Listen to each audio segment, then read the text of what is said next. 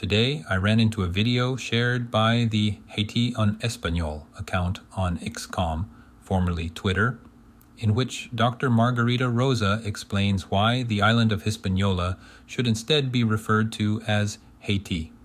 The video on X appears edited from the original as it is in 2 parts. However, a quick Google search led me to Dr. Rosa's Instagram page, where I found the full video. See links in the description. I watched the entire video to ensure I was getting her actual words and not a misinterpretation by a third party. To summarize her points, this is what she is saying. Some people, whom she does not identify, are supposedly offended that she chose to refer to the island of Hispaniola as Ayiti. She mentions she's using one of the Taíno names for the island, the other being Quisqueya.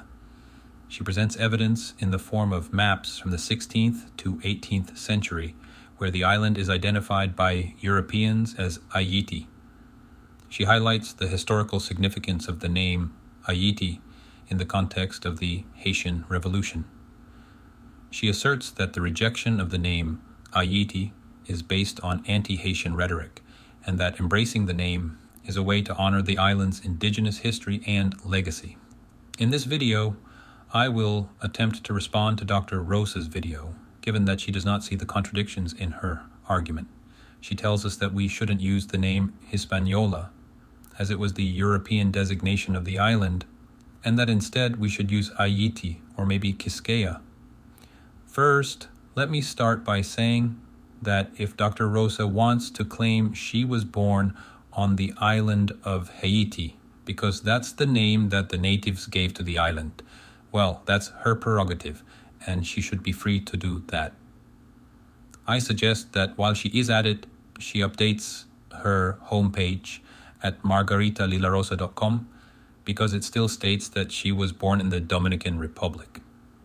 However, she should at least be honest and transparent about the reasons why she wants to do this, because none of what she shared in her video sounds like a valid reason.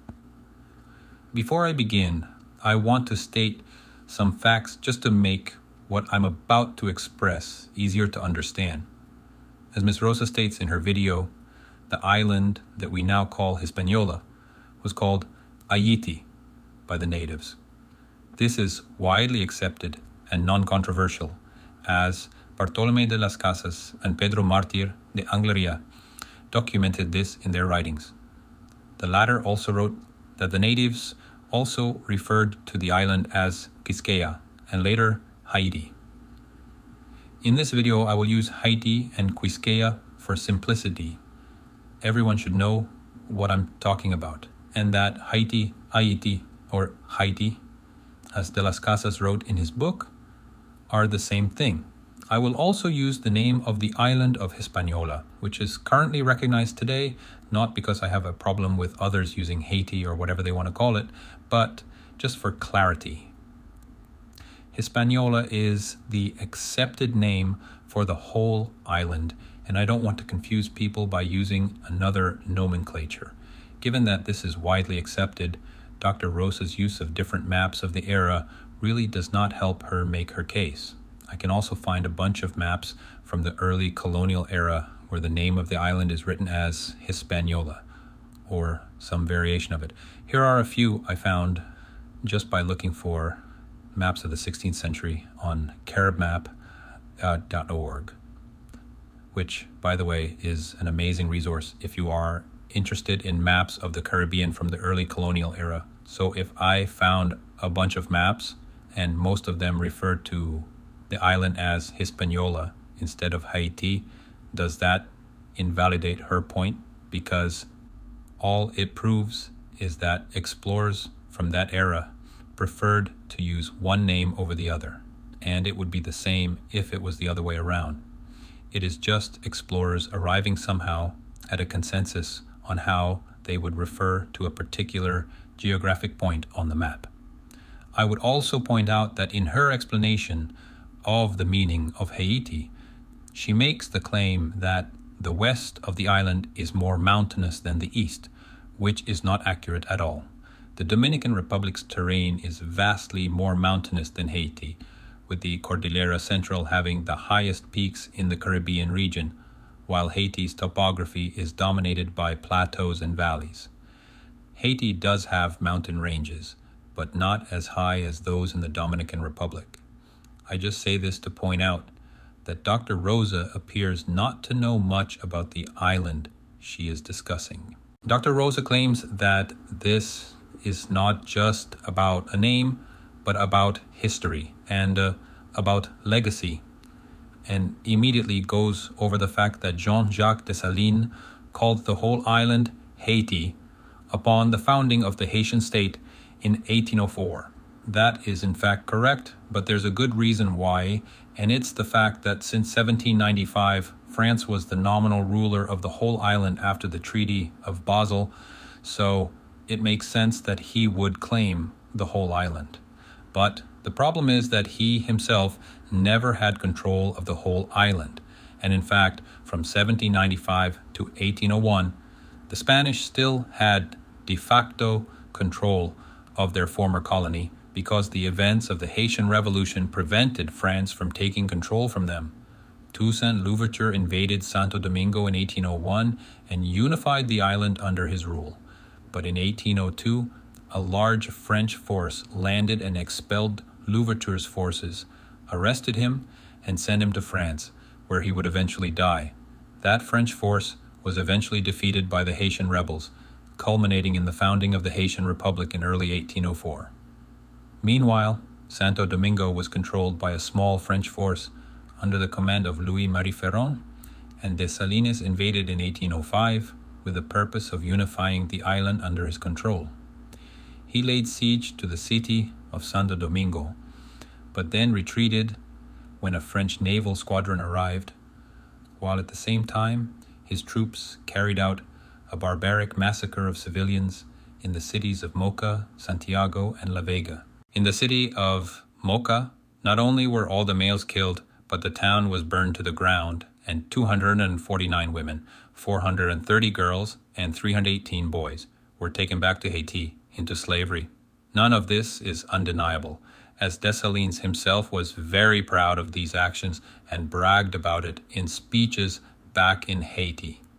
Writing about this historic event, Haitian historian Thomas Madieu, who is considered the most important Haitian historian of the 19th century, wrote the following in his book, History of Haiti. Quote, "In this campaign, referring to Dessalines' invasion of Santo Domingo, we have decimated the oldest towns of the New World, full of Gothic monuments. We showed ourselves to be cruel by decimating this population of countrymen composed of blacks and men of color." End quote. So what does this tell us about Dr. Rosa? Because the historical context that she presents in her Instagram post starts and ends with Dessalines' aspirations to control the whole island, which he couldn't do, and instead used the might of the Haitian army against unarmed civilians. He couldn't even control his own people, which turned against his tyrannical rule in 1806. And in October of that year, he was killed and his body dismembered and mutilated. Dr. Rosa is, in fact, arguing that because of Jean-Claude Dessalines' political ambitions and his military aggression, we should embrace an identity to which neither the original inhabitants of the island nor the Dominican people laid claim. Dr. Rosa ends her video by switching from discussing the geography and history of the island to talking about the self-identification of the people. Before I respond to that, I would like to clarify the following. The indigenous people of the island of Hispaniola did not call themselves Haitian. They did not even call themselves Taínos, which is the name that scholars have chosen for them. The historical record shows that they self-identified with their tribal names and were loyal to the native chieftains called caciques from their region.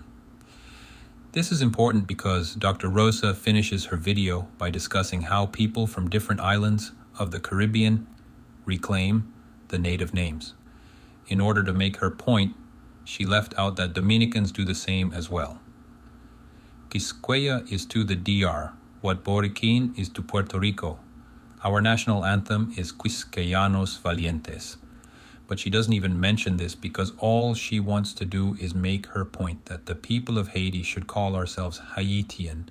That is obviously the point that she wanted to make from the beginning, which is why she used the straw man tactic at the beginning of saying some people supposedly get offended by her use of Haiti and preemptively accuses those who are not in agreement of engaging in anti-Haitian rhetoric.